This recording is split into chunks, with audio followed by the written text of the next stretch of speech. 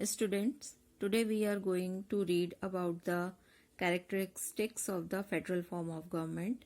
So first of all, we will understand the meaning of the federal form of government.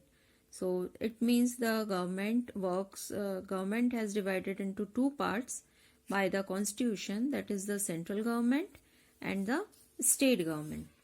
तो जो government है वो two part में divide किया है, और डिवाइड किसने किया है?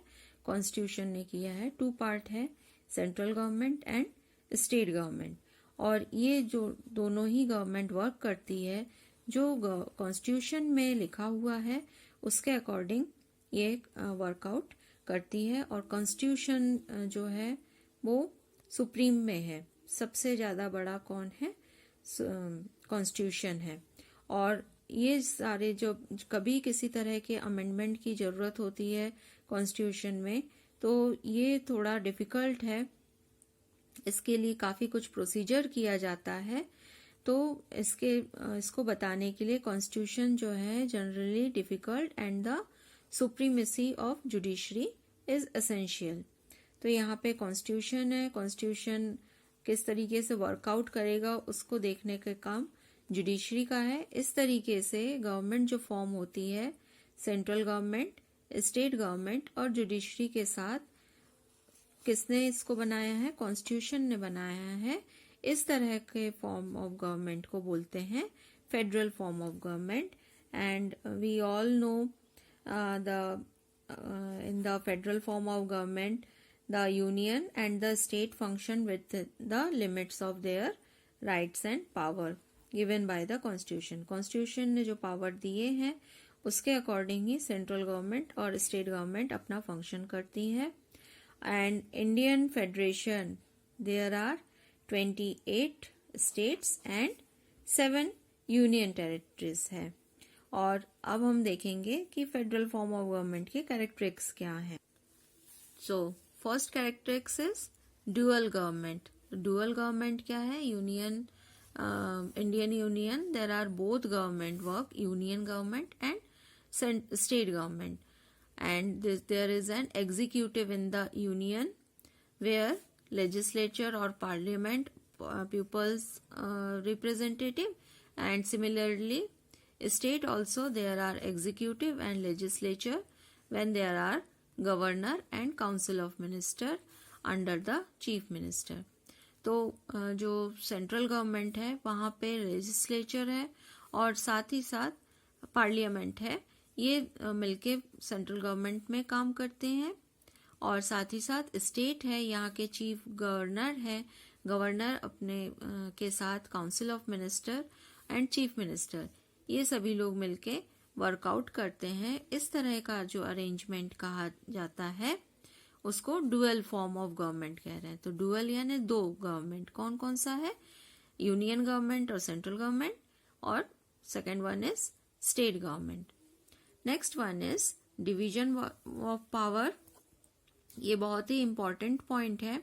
तो यूनियन गवर्नमेंट और स्टेट गवर्नमेंट, इनके पावर्स कितने होंगे, क्या होंगे, ये सब कुछ हमारे कॉन्स्टिट्यूशन में पहले ही डिफाइन किया गया है। सेंट्रल गवर्नमेंट और स्टेट गवर्नमेंट जो भी लॉस बनाती है या एडमिनिस्ट्रेटिव वर्कआउट करती है अपने अपने जुरिडिक्शन एरिया में, वो कॉन्स्टिट्यूशन में मेंशन पावर जो प्रोवाइड किए गए हैं उनके थ्रू करती है। तो कॉन्स्टिट्यूशन ने जो पावर्स दिए हुए हैं वो यहाँ पे आपको 4 पॉइंट्स मिलेंगे। और कॉन्स्टिट्यूशन में मेंशन किया गया है कि सेंट्रल गवर्नमेंट कौन सा वर्क करेगी और स्टेट गवर्नमेंट कौन सा वर्क करेगी, किन वर्क्स को सेंट्रल और स्टेट गवर्नमेंट दोनों ही कर सकती हैं। तो यूनियन लिस्ट में दिया हुआ है 97 सब्जेक्ट्स दिए हैं जिन पे डिसीजन मेकिंग केवल कौन कर सकता है? सेंट्रल गवर्नमेंट कर सकती है। तो उसमें कौन कौन सी चीजें हैं? Defence, foreign affairs, defence forces, finance, communication, railways, ये सारे मेन पॉइंट है union list. Next is state list. तो इसमें 62 सब्जेक्ट है रीजनल इम्पोर्टेंस के। स्टेट इसमें अपने डिसीजन मेकिंग कर सकता है, रूल लॉ वगैरह ला सकता है। तो इसमें पॉइंट है आपके लिए justice, police, education, agriculture and social welfare. इन सारे टॉपिक्स पे वर्कआउट कौन करते हैं? स्टेट लिस्ट के बाद। Third one is concurrent list. तो originally there were 47 subject in the list. After the second amendment, 42nd amendment, 4 subject and 1 more subject added, and thus presently there are 52 subject। तो जैसे union list में 97 subject है, state list में 62 subject है, ऐसे ही concurrent list में 52 subjects हैं। इसमें सब्जेक्ट है marriage, divorce, trust, trustees, forest, wildlife and protection of bird, social security, social insurance, labour welfare, ये सभी इसमें इंक्लूड किए गए हैं। और सेंट्रल गवर्नमेंट और स्टेट गवर्नमेंट ये दोनों ही इनसे रिलेटेड मैटर में they can frame the laws on the subject contain in the concurrent list. But जो लॉ बनाया जाएगा, स्टेट गवर्नमेंट जो भी लॉ बना रही है, enacted by the central government. Next one is residual powers. If certain subject remain over and above the 3 list, such subject shall be with the union government। तो residual powers किसको कहेंगे? कि ये इनमें जो सब्जेक्ट मेंशन है ये 3 list में, इनके अलावा भी कई सारे मैटर्स होते हैं, उन सबको के ऊपर डिसीजन मेकिंग का काम कौन करता है? यूनियन गवर्नमेंट ही वर्क करती है। Third one is supremacy and written form of constitution। We had read earlier that Indian constitution is the largest constitution in the world, और हमारे यहाँ पे जो कॉन्स्टिट्यूशन है वो सुप्रीम में है, सबसे बड़ा है, और वो रिटन भी है। तो रिटन कॉन्स्टिट्यूशन जो है इस तरीके से क्या बताया गया? Constitution is the supreme and basic law of the country. तो जो भी वर्कआउट किया जाएगा, कभी भी किसी तरह की कोई डिफिकल्टी आती है तो हम कहाँ के कॉन्स्टिट्यूशन के थ्रू ही वर्कआउट कर सकते हैं और गवर्नमेंट को वर्क करना पड़ता है। Next point is supremacy of judiciary. तो under the federal form of supremacy of judiciary important.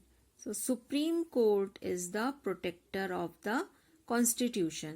तो जो वर्क करना है कॉन्स्टिट्यूशन के अकॉर्डिंग करना है, और यहाँ पे कॉन्स्टिट्यूशन को मेंटेन करने का काम, डिसीजन मेकिंग का काम, लॉ फ्रेमिंग का काम ये सुप्रीम कोर्ट करती है। इस तरीके से फेडरल फॉर्म ऑफ गवर्नमेंट में किसकी सुप्रीमेसी रहती है? जुडिशरी की। Next is 2 houses of the legislature. So in federal form of government, Indian legislature has 2 houses. First house is called Parliament and second one is called Council of State।